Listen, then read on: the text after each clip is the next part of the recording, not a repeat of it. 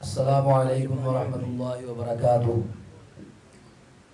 نحمده ونصلي ونسلم على رسوله الكريم اما بعد فاعوذ بالله من الشیطان الرجیم بسم اللہ الرحمن الرحیم انا نحن نزلنا الذکر وانا له لحافظون۔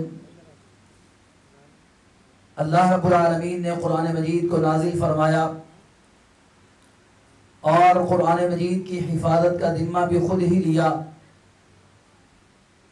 اور انتہائی مسرت اور خوشی کی بات ہے کہ رب کائنات نے قرآن مجید کی حفاظت کے لیے کاغذ کو منتخب نہیں کیا، کسی اور چیز کو منتخب نہیں کیا، سب سے پہلے قرآن مجید کی حفاظت کے لیے امت محمد صلی اللہ علیہ وآلہ وسلم کے سینوں کو منتخب کیا، اور سب سے پہلے حافظ قرآن اور محافظ قرآن دنیا کے اندر میرے اور آپ کے ہادی رہبر و رہنما امام کائنات امام الانبیاء جناب محمد الرسول اللہ صلی اللہ تعالی علیہ وآلہ وسلم تھے، جن کے سینہ اطہر پہ رب کائنات نے قرآن کو نازل فرمایا علی قلبک لتکون من المنذرین، اور پھر وہ ایسا سینہ اطہر ہے کہ جس کے بارے میں رب کائنات نے کہا کہ الم نشرح لک صدرک، ہم نے آپ کے سینے کو کھول دیا۔ جب قرآن نازل ہوتا نبی صلی اللہ علیہ وسلم اس کو پڑھتے تو تیز تیز پڑھتے تاکہ قرآن کو یاد کر لوں۔ رب کائنات نے کہا لا تحرک بہ لسانک لتعجل بہ، آپ کو تیز تیز پڑھنے کی ضرورت نہیں ہے، ان علینا جمعہ وقرآنہ، کیونکہ قرآن کی حفاظت کا ذمہ ہم نے لیا ہے، اور آپ کے سینے کے اندر قرآن کو ہم ہی جمع کریں گے اور ہم ہی محفوظ کریں گے۔ اور اللہ نے سب سے پہلے نبی کائنات محمد رسول اللہ صلی اللہ علیہ وآلہ وسلم کے سینے کے اندر قرآن کو محفوظ کیا۔ اس کے بعد صحابہ کرام رضوان اللہ علیہم اجمعین کے وہ سینہ مبارک تھے جن سینوں کے اندر رب نے قرآن کو محفوظ کیا، اور پھر یہ چلتے چلتے 1400 سال سے لے کے آج تک قرآن اہل ایمان کے سینوں کے اندر محفوظ ہوتا چلا جا رہا ہے، اور انشاءاللہ قیامت تک قرآن پڑھنے والے قرآن پڑھتے رہیں گے اور سینوں کے اندر جمع کرتے رہیں گے، اور یہ ہمارے لیے خوش بختی کی علامت ہے، ہمارے لیے یہ خوش قسمتی کی بات ہے کہ وہ کتاب جو رب کائنات کی زبان اطہر سے نکلی، جس کو کلام اللہ کہا جاتا ہے، وہ ہم اپنی زبان سے پڑھتے ہیں، اپنی زبان سے اس کی تلاوت کرتے ہیں۔ آج دنیا کے اندر آپ نے سنا ہوگا کہ سویڈن کے اندر ایک بدبخت نوجوان کھڑا ہوا جو سویڈن کی انتظامیہ کی باقاعدہ اجازت کے ساتھ اور وہاں کی عدالت کی اجازت کے ساتھ وہاں کے اداروں کی سرپرستی کے اندر قرآن مجید کو عین عید والے دن مسجد کے سامنے لا کے کھڑا ہوتا ہے، اور پھر قرآن مجید کو نعوذ باللہ ٹکڑے ٹکڑے کرتا ہے، اور پھر آگ لگا کے جلا کے راکھ کر دیتا ہے، اور مسلمانوں کے سینوں کے اندر غم و غصہ پیدا ہوتا ہے۔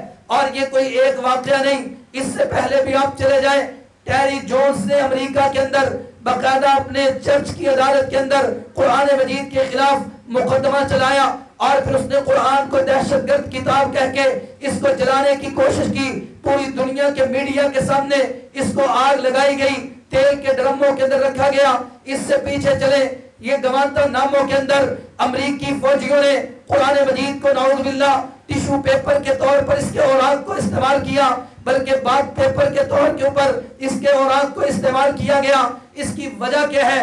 اربوں مسلمان، کروڑوں مسلمان ہونے کے باوجود وہ جہاں چاہتے ہیں جیسے چاہتے ہیں قرآن کو آگ لگا دیتے ہیں۔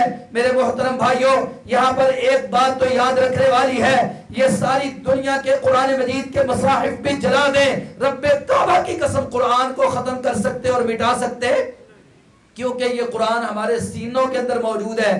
لوگوں کا دین کتابوں میں ہے اور قرآن ہمارے حافظوں کے سینوں میں ہے۔ یہ ہمارے سینے نہیں جلا سکتے، بلکہ ہم یہ جلتے ہوئے سینے لے کر انشاءاللہ یہ قرآن کے جلانے والوں کے ملکوں کو جلائیں گے، اور انشاءاللہ ان کو ہم کیفر کردار تک پہنچائیں گے۔ حضرات محترم، جو بات عرض کرنا چاہتا ہوں، اس کی وجہ کیا ہے؟ وہ قرآن کو کیوں جلاتے ہیں؟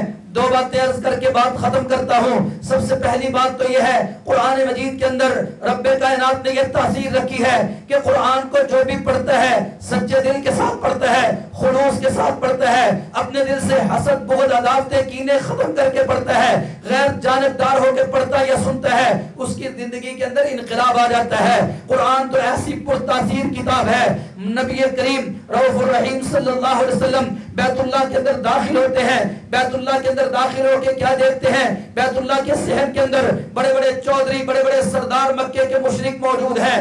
نبی علیہ السلام تشریف لائے، انہوں نے میرے مصطفیٰ کو دیکھنے کے بعد یہ کہنا شروع کر دیا، آپ کا استہزاء اڑانا شروع کر دیا، مذاق اڑانا شروع کر دیا، آپ کے اوپر زبان درازی شروع کر دی، طعن و تشنیع شروع کر دی۔ ایک کہتا احاذ الذی بعث اللہ رسولا، کیا یہ وہ شخصیت ہے جو اپنے آپ کے بارے میں کہتا ہے مجھے اللہ نے رسول بنا کے بھیجا؟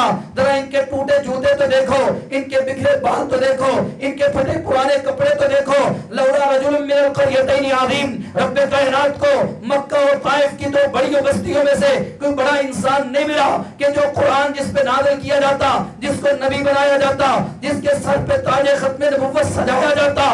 نبی علیہ السلام نے یہ الفاظ سنے، آپ کا دل ٹوٹ گیا، آپ کی آنکھوں سے آنسو رواں ہو گئے۔ نبی علیہ السلام ان کافروں کو تو کچھ نہیں کہہ سکتے تھے، میرے مصطفیٰ بیت اللہ کے پاس پہنچے، حجر اسود کے سامنے کھڑے ہوئے اور نماز شروع کر دی۔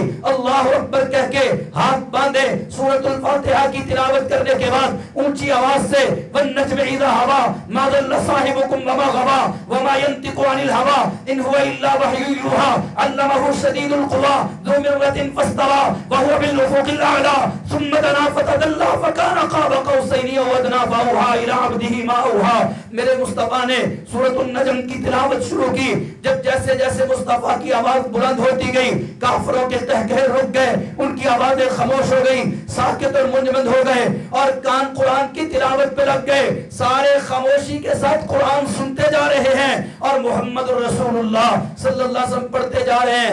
آپ ذرا منظر پہ غور کیجئے، بیت اللہ کا منظر ہو اور پھر پڑھنے والا محمد رسول اللہ ہو صلی اللہ علیہ وسلم اور پڑھی جانے والی کتاب کلام اللہ ہو تو کیا منظر ہوگا، کیا تاثیر ہوگی۔ کافر خاموشی کے ساتھ سنے جا رہے، قرآن کا اثر دیکھیے، قرآن کی تاثیر دیکھیے۔ میرے مصطفیٰ پڑھتے پڑھتے جب سورۃ النجم کی آخری آیت پہ پہنچے کہا فاسجدوا للہ واعبدوا، کائنات کے لوگوں اللہ ہی کو سجدہ کرو، اسی کی عبادت کرو، عبادت کے لائق بھی وہی ہے، سجدوں کے لائق بھی وہی ہے۔ فاسجدوا للہ واعبدوا، اللہ کو سجدہ کرو۔ آپ اللہ اکبر کہہ کے سجدے میں چلے گئے، جتنے سردار چودھری جتنے بڑے بڑے کافر مشرک بیٹھے تھے سارے بے اختیار اللہ کے سامنے سجدے کے اندر گر گئے۔ جب سب نے سجدہ کر دیا رب کائنات کو، مکہ میں یہ بات پھیل گئی کہ شاید ان چودھریوں نے اسلام قبول کر لیا ہے۔ اب یہ اپنی خفت مٹانے کے لیے کہتے ہیں لا تسمعوا لہذا القرآن، قرآن پر پابندی ہے، آج کے بعد کو قرآن اونچی آواز سے نہیں پڑھے گا، قرآن نہیں سنے گا۔ قرآن کی تاثیر سے مرعوب ہو کے انہوں نے قرآن پر پابندیاں لگائیاں۔ آج دنیا کفر بھی قرآن کی تاثیر سے مرعوب ہے۔ ہیلری کلنٹن کا بیان یہ آن دی ریکارڈ موجود ہے کہ امریکہ کے اندر سب سے زیادہ تیزی سے پھیلنے والا دین اسلام ہے۔ کیسے پھیلتا ہے؟ جب 9/11 کا حادثہ ہوا لوگوں نے سوچا کہ یہ کون سے لوگ تھے جنہوں نے یہ جہاز ٹکرائے، امریکہ نے پروپیگنڈا کیا یہ مسلمان تھے، مسلمانوں نے جہاز کیوں ٹکرائے، اپنی جانیں کیوں قربان کی، کہا ان کو ان کا قرآن دہشت گردی سکھاتا ہے۔ اچھا یہ قرآن کیسی کتاب ہے جو لڑنا مرنا سکھاتا ہے؟ امریکیوں نے قرآن پڑھنا شروع کیا، جو قرآن پڑھتا چلا گیا وہ مسلمان ہوتا چلا گیا۔ اللہ نے قرآن کی برکت سے امریکہ کے اندر اسلام کو اتنا تیزی سے پھیلنے کا موقع دیا۔ امریکی پریشان، پادری پریشان، وہ کہتے ہیں قرآن کو جلا دو، قرآن کو بند کر دو، قرآن کا راستہ روک دو۔ یہی وجہ ہے کہ آج جگہ جگہ دنیا کے اندر قرآن کو نعوذ باللہ جلانے کی کوشش کی جا رہی ہے۔ لیکن ہم مسلمانوں نے یہ ثابت کرنا ہے کہ انشاءاللہ ہم نہ یہ قرآن کے صحیفے جلنے دیں گے نہ قرآن ختم ہونے دیں گے۔ ہم اپنے بچوں کو جو پیدا ہوتے ہیں تو بولنا شروع کرتے ہیں نا، ہم ان کو انشاءاللہ قرآن سکھانا شروع کریں گے اور قرآن کے حافظ بھی بنائیں گے اور قرآن کے محافظ بھی بنائیں گے۔ بناؤ گے انشاءاللہ۔ اور میں اس موقع پر حافظ علی کو مبارکباد دیتا ہوں اور اس کے والد محترم عبد الماجد بھائی کو بھی مبارکباد دیتا ہوں کہ جنہوں نے اس وقت دنیا کفر کا مقابلہ کیا ہے۔ دنیا قرآن کو ختم کرنا چاہتی ہے، مٹانا چاہتی ہے، انہوں نے اپنے بیٹے کو قرآن کے لیے وقف کیا، اور آج ہم اس موقع پر یہ عزم اور ارادہ کریں کہ انشاءاللہ ہم بھی اپنا کم از کم ایک بچہ یا بچی قرآن کا حافظ بنائیں گے۔ بناؤ گے انشاءاللہ؟ اللہ نے اولاد دی ہے، رب کائنات نے کہا لن تنالوا البر حتی تنفقوا مما تحبون، جب تک تم اپنی پسندیدہ چیزوں میں سے کچھ نہ کچھ اللہ کے راستے میں خرچ نہیں کرو گے، نیکی کو ہرگز نہیں پا سکو گے۔ تو آؤ، اولاد بڑی پسند ہوتی ہے، ہم کہتے ہیں انگریزی اسکول کے اندر داخل کرواؤ، ہم نہیں روکتے آپ اس کو انگریزی اسکول کے اندر داخل کروائیں، آپ انگلش سکھائیں، ڈاکٹر بنائیں، انجینئر بنائیں، سائنسدان بنائیں، پروفیسر بنائیں، لیکن اس سے پہلے میں التجا کرتا ہوں آج کی دنیا کفر کو بتلا دو، اور ان کے مقابلے کے لیے کم از کم ایک بچے کو انشاءاللہ حافظ قرآن بنانا ہے۔ اور جو بچہ حافظ قرآن بن جائے گا نا، میں آپ کو تجربے کی بات بتاتا ہوں کہ جو بچہ حافظ قرآن بن جائے گا، آپ اس کو جہاں مرضی بھیج دیں، آپ سکول کے اندر بھیجیں، کالج کے اندر بھیجیں، ڈاکٹر بنانے کے لیے بھیجیں، آپ اس کو انجینئر بنانے کے لیے بھیجیں، جو غیر حافظ بچے ہوں گے کبھی بھی آپ کے حافظ بچے کا سکول، کالج کے اندر، یونیورسٹی کے اندر مقابلہ کر سکتے ہیں؟ جس کے سینے میں قرآن آ جاتا ہے اللہ اس کے سینے کو کھول دیتا ہے۔ تو آئیے حضرات محترم، ہم نے ایک کام تو یہ کرنا ہے کہ انشاءاللہ اپنے بچوں کو حافظ قرآن بنانا ہے، اور دوسرا کام ہم نے انشاءاللہ قرآن پر عمل کرنے والا بننا ہے۔ آج دنیا کے اندر قرآن کو کیوں جلایا جاتا ہے؟ اس وجہ سے کہ آج مسلمانوں کا قرآن مجید کے ساتھ تعلق کیا ہے؟ آج ہمارا تعلق صرف رسمی تعلق رہ گیا ہے، بس قرآن مجید کو چومنا ہے اور اونچی جگہ پہ رکھ دینا ہے۔ قرآن کیا کہتا ہے ہمیں کوئی معلوم نہیں ہے۔ ہم یہ عزم کریں، ارادہ کریں، جس کے گھر کے اندر بیٹھک موجود ہے وہ اپنی بیٹھک کے اندر قرآن کے ترجمے کی کلاس شروع کرے گا انشاءاللہ۔ دیکھیں نا، کفر کا مقابلہ کرنا ہے، مستشرقین نے پتہ ہے کتنا کام کیا ہے، ان کے پروفیسرز، ان کے ڈاکٹرز اور ان کے بڑے بڑے علماء، پادری، انہوں نے باقاعدہ قرآن کے خلاف کتابیں لکھ کے یہ نوجوانوں کو تیار کیا قرآن مجید کے خلاف۔